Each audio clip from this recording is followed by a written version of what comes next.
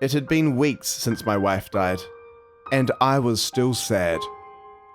I hadn't left my generic Christchurch rebuild townhouse since the funeral.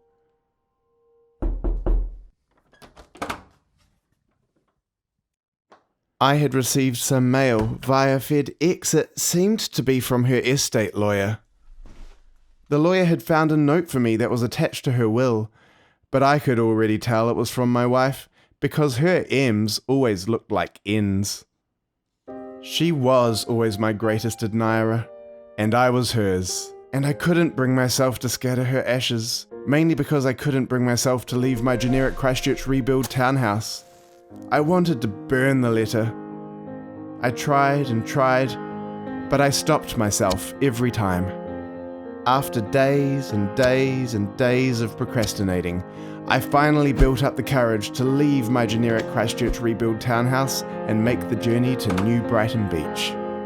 I thought it would be warmer outside, but nay, brr, it was cold. That's better.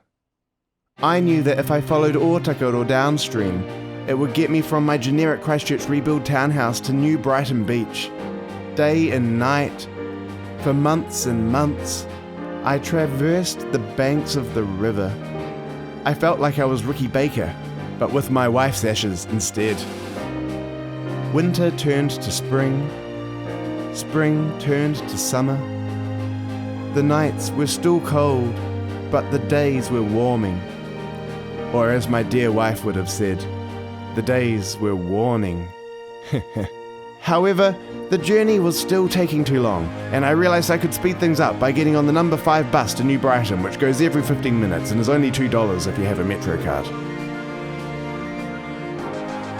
It had been over 3 years since I left my generic Christchurch rebuild townhouse, but I had made it to New Brighton to scatter her ashes.